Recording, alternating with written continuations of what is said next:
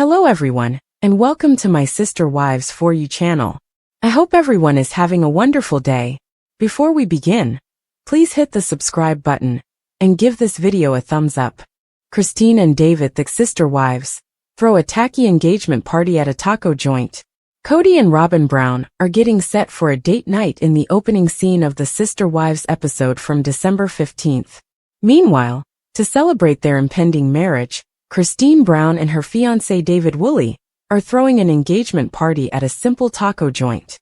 I'm left wondering why they choose this location for such an important event, because it's a really informal and uninspiring setting, clearly one step away from a fast food restaurant like McDonald's. They could have requested a private room, right? In any case, Christine is dressed in a white frock, obviously enjoying taco after taco, and she is in full wedding gear. However, while she eats, taco juice stains her dress, and the tacos are a little too dirty for her clothing. The party has a more familial feel because all of Christine's kids, including Janelle Brown and her son Hunter, are present to support her. Christine tells the cameras, "So, David and I have only known each other for 9 months." It served as a crash course in interpersonal relationships. Christine can be seen savoring the occasion, as a cake featuring the couple's faces is sliced. As Christine's son Peyton Brown jokes, "Mom's now engaged and she's been dating him for 10 seconds, but we're all very happy for her."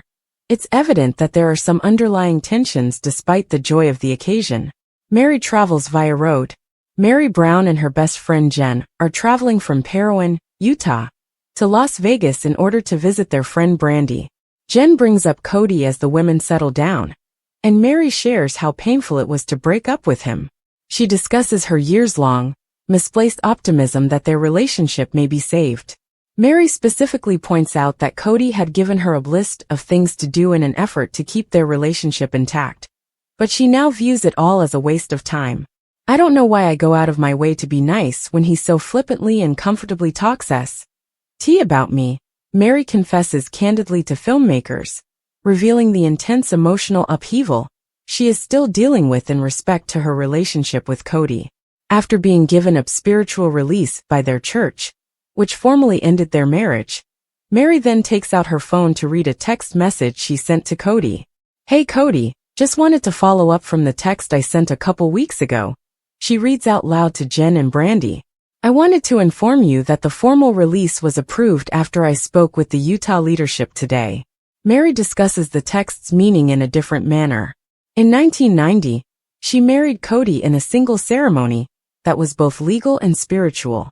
Still absorbing the years of emotional intricacy in her relationship with Cody, Meri says, "It was really a mind game on me, because I felt like, emotionally, that I was signing away the marriage. I'm brokenhearted that our life came to this." Meri laments as the scene returns to her reading her parting note to Cody. "You have my undying love and respect. I'm grateful for the many years of happiness. Now that you are free of any obligation or concern for me, I sincerely hope you may find true serenity." As Meri permanently ends her marriage to Cody, the words "I got this" are laden with finality. Robyn updates Cody on Aurora and Brianna's plans for the church. Cody and Robyn finally get some alone time back in Flagstaff, but their date night soon devolves into a conversation about their kids. Robyn mentions that their kids, Aurora and Brianna, would like to go back to church. When she informs Cody that she wants to go back to church herself, Cody doesn't seem very excited. He no longer believes that religion is a safe place for him, particularly in light of the consequences of his prior divorces. Cody acknowledges that he is also apprehensive about Robyn going to church by herself. Robyn, 46, recalls their early days together and the bond she shared with Cody. "When I met Cody, he was very much involved in our church, and from my understanding he was happy in our church," she says. "I mean, if I didn't think he was, I probably wouldn't have thought about marrying him," she goes on. However, after they came out as polygamous, their relationship with the church shifted. "I believe that the way our church responded to that really kind of confused him and left him thinking, wait, what the hell?" Robyn says. In a confessional, Cody concurs and adds, "I found that my faith started to contradict the religionist attitudes, sort of the gatekeepers."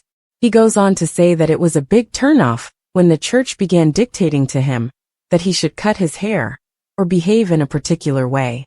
Robyn looks unsure of the family's final place of worship, but Kody reminds her, "I want to come sooner or later."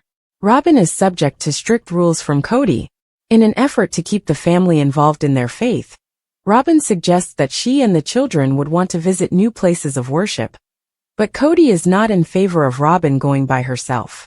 Kody admits that he is aware of other men's interest in Robyn, and that he is concerned about her being singled out. He teases her by stating, "Well, you don't want to go too long without me, because I don't want some guy thinking you're a single mom." In a confessional, Kody acknowledges that there are a lot of men interested in Robyn, describing how others have been attempting to approach her and circumvent him. He jokes, "I'm mate guarding now," displaying his instinct for defending his fourth wife. Robyn reassures him that she would tell everyone she's off the market while wearing her wedding ring. Nevertheless, it's evident that Kody has strong territorial instincts and is upset by the prospect of someone else pursuing Robyn. When Kody thinks back on their first encounter at church, the pair shares a sweet moment.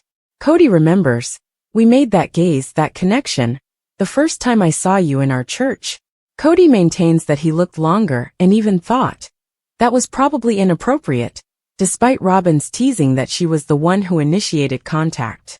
She is probably married. As they talk about their early years together, Robyn grins and recalls how she was pulled to Kody the moment she first saw him, because of his laugh lines. Kody adds, "I want to know that God has been my wingman with you, and that nobody can take you away."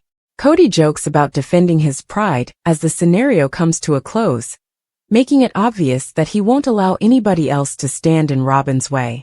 Even after all these years, it's evident that Kody still lacks confidence in his relationship with Robyn, and is reluctant to let anybody else in. For her part, Robyn tells him that she is dedicated to him, and that there is no other possibility. At the wedding gown fitting, sister wives Christine is blown away by her daughter's vagina dress. At Loch Hale in Sandy, Utah, Meri Brown meets up with her friends Andrea and Hillary in the opening scene of the Sister Wives episode, airing on December 8th. Both women have a distinct perspective on Meri's path after her divorce from Cody Brown, because they are from polygamous households. Meri Brown considers her post-divorce life. At Loch Hale in Sandy, Utah, Meri Brown meets her friends Andrea and Hillary in the opening scene of the Sister Wives episode, airing on December 8th. Both ladies are familiar with Meri's previous way of life and hardships, because they were raised in polygamous households. The event takes place months after Meri moved to Utah permanently from Arizona, residing close to Lizzie's Heritage Inn, her family's bed and breakfast. Thinking back on her split from Kody, after 33 years of many marriages, the topic of Meri and Kody's recent breakup swiftly comes up. Without wasting any time, Andrea asks, "So have you at any men?" "Things are not going. But thanks for asking," Meri says, laughing but acknowledging that dating has been slow. Meri remembers Kody's earlier remarks regarding the reasons he thought their marriage lasted so long. She says, "He always said that plural marriage was the only reason we lasted as long as we did. He didn't have to be around me as much, to put it another way." She acknowledges that she still has trouble understanding Kody's logic. She declares, "It doesn't make sense. I just accept it even though a lot of it doesn't make sense." The double standard. Kody's response when Meri mentioned dating someone else is one of the things she still thinks about. "How would you feel, Kody, if I were dating somebody else?" she asked Kody during a talk on their 20th wedding anniversary, she recalls. "Wouldn't you experience feelings of envy or anything similar?" Kody's direct answer? "That is just obscene." For Meri, the hypocrisy is obvious. "It's vulgar for me to date someone else, but it's not vulgar for him to do it," she claims. She acknowledges that Kody frequently gave her the impression that her feelings were unworthy. She reflects, "Kody was making me feel like I was wrong for having the emotions of jealousy even in that moment, at that anniversary. However, it's acceptable to feel that since it's a typical human emotion." Meri is resolved to move on even though she is still processing some of the events. Although she admits that she gave Kody numerous opportunities to mend their relationship, she is now prepared to let go permanently. "It was enjoyable spending time with him," she says. And we're done now. I feel so much like I'm moving forward, she says, looking to the future. I'm going to find a guy eventually, and then I'm not sure what will happen next. Who can predict what will occur? In the hopes that she will move on to the next phase without dwelling on the past, her friends give words of support. I think that there's a way that Cody and I could have figured out our relationship and our marriage, Meri says in a confessional, revealing her complex emotions. Taking up old beliefs. Despite Meri's optimism, some memories are still present. She goes back to the conversation at the anniversary dinner, when Cody said he was disgusted by her having more than one partner. Cody had informed her, I find it disgusting that you would have two husbands or another lover. Meri acknowledges that his scathing remark caused her to believe that her feelings were unworthy. She adds that jealousy is a normal human emotion, saying that it made her feel wrong about feeling it. She also considers how their previous religious convictions promoted selflessness. She says, that's one of the major things that is taught. To get to heaven you must suffer. And I don't think that's true. Meri seems prepared to accept a new, independent future where she finally prioritizes herself, even though she is still processing her past. The search for a wedding dress by Robyn Brown takes a funny turn, with her kids Mykelti and Aspen, as well as David Woolley's daughter Kate, expressing their often too candid thoughts.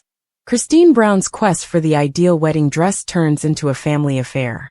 Mykelti says plainly, your vagina looks really nice, as Robyn displays a lacy dress with an improperly placed design.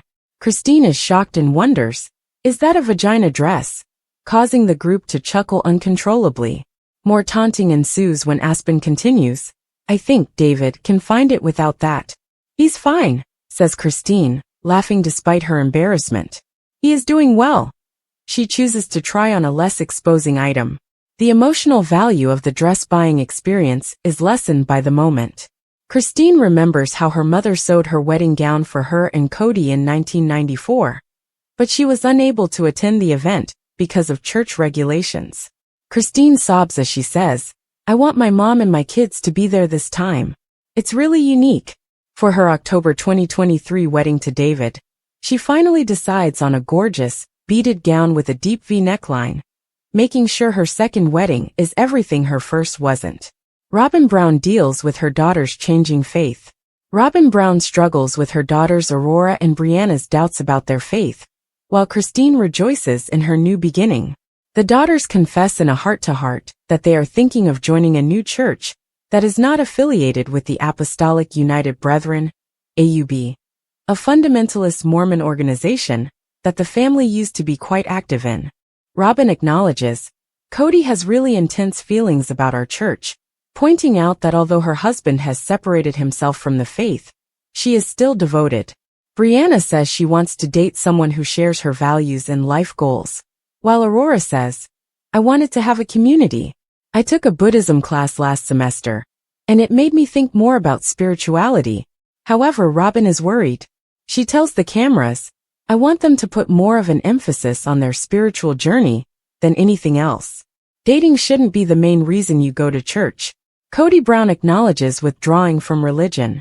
Additionally, Cody admits that he left the AUB church because he has lost faith in it as a result of his divorces from Meri, Robyn, and Janelle Brown. Robyn has been really frustrated by this change, he says, adding, I've kind of withdrawn from the church that Robyn grew up in. Robyn is left to manage her faith mainly by herself as a result of his absence, which makes it more difficult for her to accept her girls' investigation of other churches. Brianna and Aurora's new chapter. Aurora and Brianna have found a spiritual home at Urban Hope Church, a Pentecostal congregation in Flagstaff, Arizona, since the program was taped more than 2 years ago. According to the church's website, our mission is to love like Jesus, equip the believer, and multiply God's kingdom, emphasizing a friendly community. An Instagram photo of Brianna playing guitar at a religious function shows that she has even been active in the youth activities of the church. It appears that Robyn's girls have discovered the spiritual connection they were seeking, even though it is not inside the AUB faith, despite her initial reluctance. Anticipating, the Browns' separate journeys continue to develop as the program comes to a close. Robyn is dealing with the changing dynamics in her family. Christine is loving her new life with David, and Meri is cautiously enthusiastic about her future. Cody, however, appears to be trapped, holding on to the past while attempting to reconcile his changing convictions. One thing is clear as Sister Wives veers toward more drama. Even in a family with multiple traditions, change is unavoidable. How do you feel about the pay of Sister Wives? Please let us know, and be sure to tune in to TLC's Sunday new episodes. In an upcoming episode of the popular reality show Sister Wives, Christine Brown, who was dating her now husband David Woolley less than a year before he proposed, couldn't contain her enthusiasm about their impending marriage. In an excerpt from the Sunday, December 15th episode that TLC posted on Instagram, Christine, 52, stated, "So, David and I have only known each other for 9 months. It served as a crash course in interpersonal relationships." Christine's family, including her 5 children, was still thrilled about her despite their brief courtship. Paydon Brown, Christine's only son, said, "We're all very happy for her even though mom's now engaged, and she's been dating him for 10 seconds. In a previous episode of Sister Wives Season 19, which aired on October 6th, viewers witnessed Christine gushing about her new partner. During a confessional, Christine said to the cameras, "Usually after I have a date, I don't like say anything or anything like that. However, I recently went on a date with David. We have been conversing for around a month. I registered on a dating service specifically for parents." She went on to say she was so excited and that it was crazy. Christine went on, "I met David the first time I came on, and his photos were stunning. His eyes belong to him. He is not adequately captured in pictures. I told him that his eyes were lovely. Oh my God, I said. I just have to tell you I think your eyes are beautiful," as we were making our way to the restaurant. The mother of 5 claimed that although she and David met up at this breakfast place, David didn't feel near enough to her after they were seated. Their romance took off after he recommended they'd scoot closer. Christine recalls, "We just started talking about everything. It went really well." After 25 years of marriage, Christine divorced her ex-husband Cody Brown in November 2021. Less than 2 years later, she began dating David, 60. Earlier this year on Valentine's Day, the pair made themselves Instagram official, and a month later, David proposed. "We got engaged. In a really romantic manner, David proposed, and I accepted." Christine posted a picture of herself and the owner of the construction company holding hands while she flaunted her new ring. "I live in joy every day and am ecstatic." 6 months later, Christine got married, and their wedding was the subject of a 2-part TLC special in January. In an interview with In Touch prior to the special's airing, Christine and David disclosed that David came up with the original concept of having them exchange vows in front of the cameras. "We were discussing our wedding and other related topics. Look, you have people who have been watching you for 14 years now, and they have been following your story. And now you have this romance, and you have everything that you wanted," he said during the conversation. "And I believe they would enjoy viewing it," Christine said at the time. David noted that to her Sister Wives admirers, Christine meant everything, and he believed they would value being able to watch their special day. Shocking tragedy strikes the Brown family. The untold story of Garrison Brown's death, and the troubling relationship with Cody Brown. In a devastating twist that has left fans of Sister Wives reeling, the Brown family is facing unimaginable heartache after the tragic death of Cody Brown's son, Robert Garrison Brown. The shocking news of his apparent suicide has rocked the family to its core, leaving many questions unanswered. What really happened between Garrison and his father Cody? Was there a deep rift between them leading up to his death? And how did the pandemic play a role in their troubled relationship? In this comprehensive exposé, we'll dive into the tumultuous dynamics within the Brown family, the friction between Cody and Garrison, and the devastating aftermath of this tragedy. The Brown family tragedy, Garrison's untimely death. The Brown family was already no stranger to drama and emotional turmoil, but nothing could prepare them for the heartbreaking news of Garrison's death. When the news broke, fans of Sister Wives were left stunned, with many unable to comprehend how this young man's life could have ended so suddenly. Garrison, a central figure in the family, had always been outspoken, especially when it came to his relationships with his father and the rest of the family. His passing has raised many questions, not just about the cause of his death, but also about the strained relationships within the Brown family. Both Kody and Janelle Brown were quick to release statements following Garrison's death, expressing their profound sadness and the overwhelming grief they felt. Cody's statement read, "Janelle and I are deeply saddened to announce the loss of our beautiful boy, Robert Garrison Brown. He was a bright spot in the lives of all who knew him. Our loss will leave such a big hole in our lives that it takes our breath away. We ask that you please respect our privacy and join us in honoring his memory." While the statement was heartfelt, fans couldn't help but wonder, what were the real dynamics between Kody and Garrison in the months leading up to his death?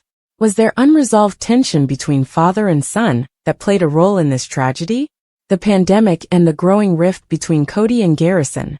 The COVID-19 pandemic has been a defining period for many families, and the Browns were no exception.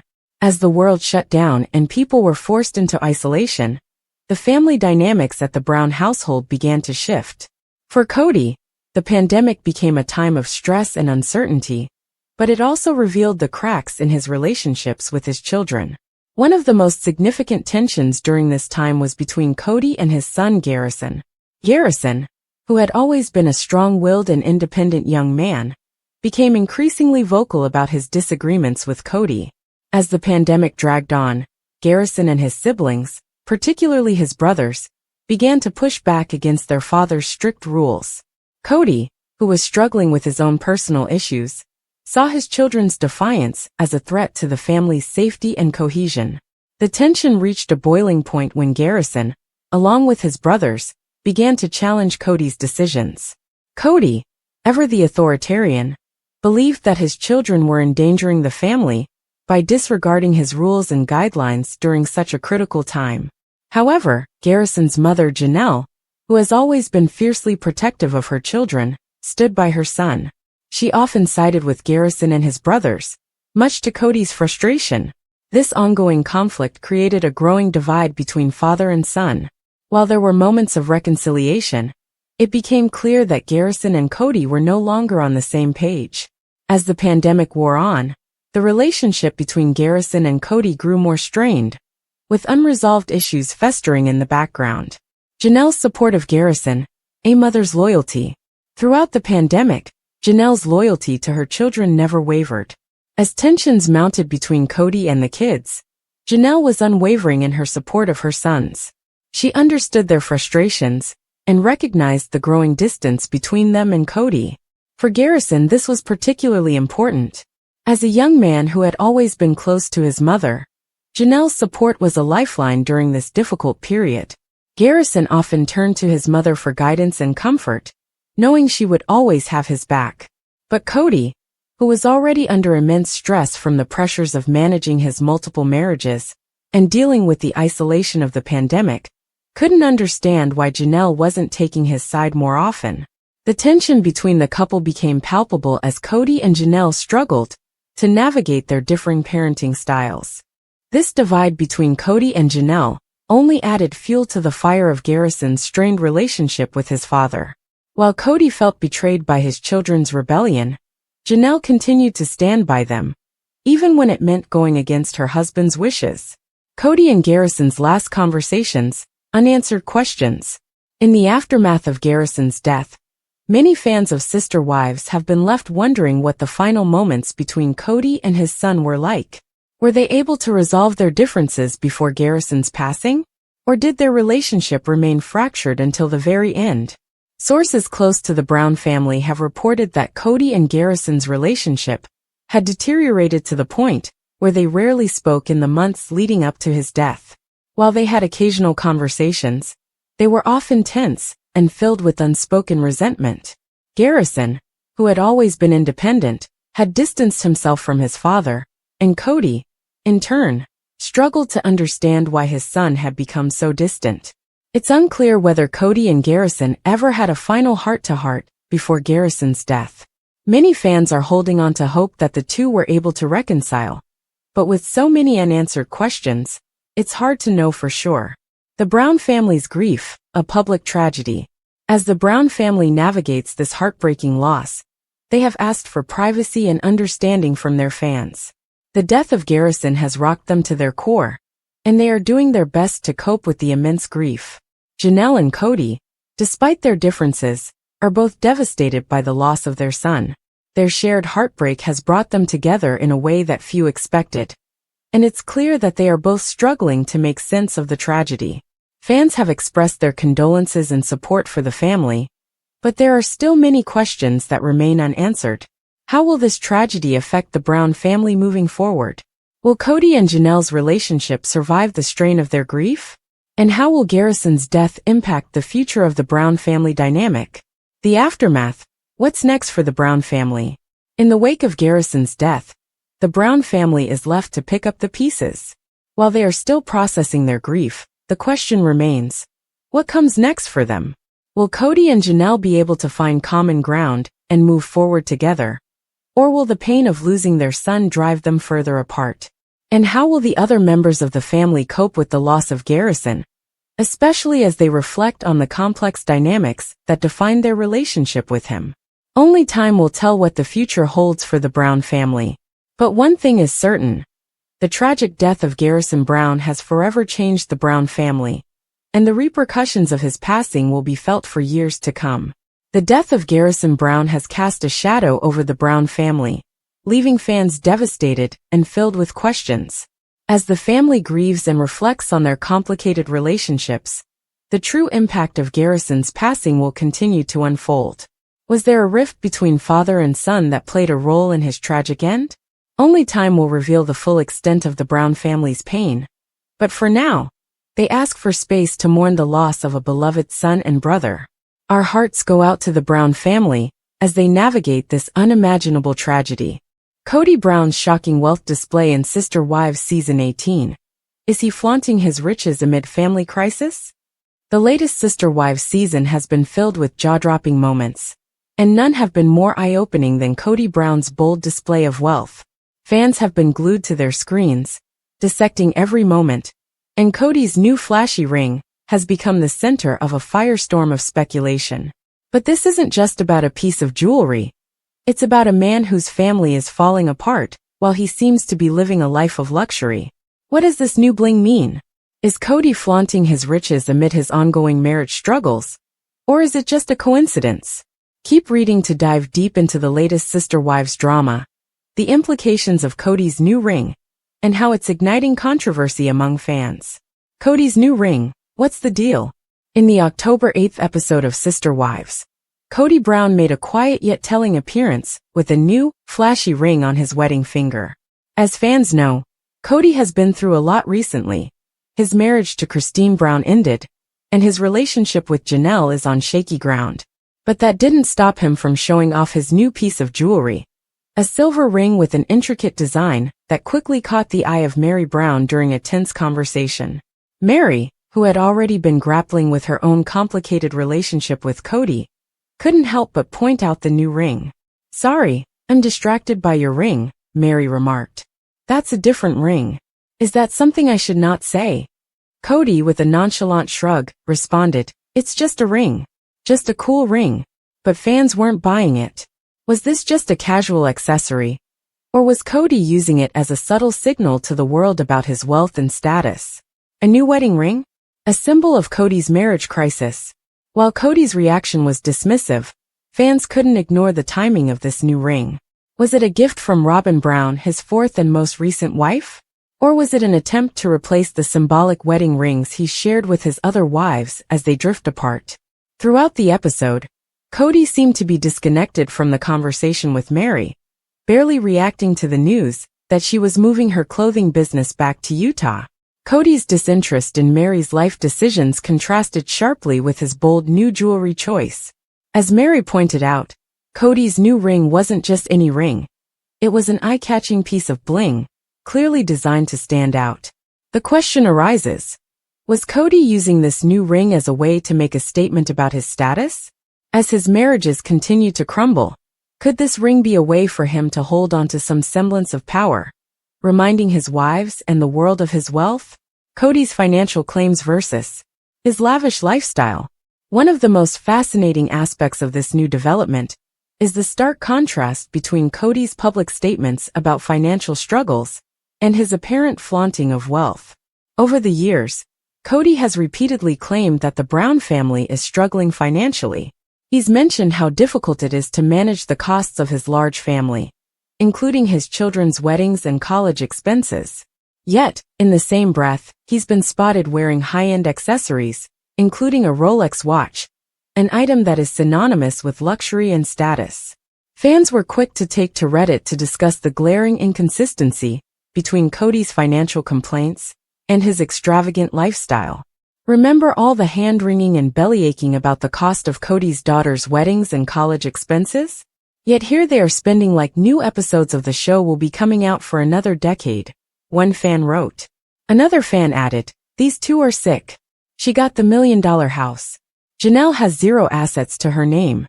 Now they're both rocking matching Rolex watches." The comments reflect the growing discontent among fans who feel that Cody is living a life of luxury while making excuses about his financial situation. Cody and Robyn's $1 million house, the luxury life exposed. While Cody's flashy ring and Rolex might raise eyebrows, the Brown family's extravagant lifestyle doesn't stop there. One of the most controversial topics among Sister Wives fans has been Cody and Robyn's new $1 million home. In the past, Cody has talked about the financial strain of supporting multiple wives and children. However, the reality of his new lavish home raises questions about the true state of his finances. As fans continue to speculate, it's clear that Cody and Robyn's new home is a symbol of the disparity between what Cody says and what he does. Many fans feel that Cody is prioritizing his own comfort and luxury over the well-being of his other wives, particularly Janelle, who has been vocal about her lack of assets and her strained relationship with Cody. The juxtaposition between Cody's claims of financial difficulty and his lavish lifestyle is causing an uproar among fans, who feel that the Browns are living in a world of contradictions. As Cody flaunts his wealth, fans are left wondering how much of it is genuine and how much of it is for show. Meri struggles. Is Cody's indifference a sign of the end? While Cody's new ring and luxurious lifestyle may be the talk of the town, there's a deeper layer to this story. Meri Brown, who has been struggling with her relationship with Cody for years, couldn't help but notice his growing indifference. In the episode, when she shared that she was moving her business back to Utah, Cody barely reacted. His lack of concern for Meri's future plans was telling, especially considering how much Meri has sacrificed for the family. Meri has long been the most devoted wife to Cody, despite their rocky relationship. But as Cody flaunts his wealth and grows more distant from his wives, Meri is left questioning her place in the family. Cody's dismissive attitude toward her latest news suggests that their bond may be nearing its breaking point. Fans react. Is Cody flaunting his wealth or just being himself? As the Sister Wives season progresses, fans continue to debate whether Cody is intentionally flaunting his wealth or if it's simply a reflection of his personality. On one hand, Cody has been known for his larger-than-life personality, often displaying confidence and a sense of entitlement. On the other hand, the timing of his new ring and Rolex, combined with his financial complaints, is fueling suspicion that Cody may be using his wealth to mask the growing cracks in his family. Fans have taken to social media to express their opinions, with many accusing Cody of hypocrisy. Cody can't stop showing off his wealth, even while he's losing his wives, one fan commented. It's like he's trying to prove something to himself, or to the world. What's next for Cody and his wives? As the drama unfolds on Sister Wives, the question remains, what's next for Cody and his wives? With Meri contemplating her exit, Janelle and Cody separated, and Christine long gone, Cody's new display of wealth seems to be a reflection of his internal struggles. As the Brown family continues to unravel, it's unclear whether Cody's wealth will provide him with the happiness he seeks, or if it will only serve to alienate him further from his family. One thing is for sure. Sister Wives fans will be watching closely as the season continues to reveal the complexities of Cody Brown's life, his relationships, and his ongoing battle to maintain control in a family that is falling apart. Robyn Brown's flashy ring and luxury watch have sparked intense debate among Sister Wives fans. As his family dynamics shift and his wealth becomes more apparent, many are left questioning his true motivations. Is Kody flaunting his wealth to cover up the cracks in his relationships, or is he simply trying to assert control in a time of crisis?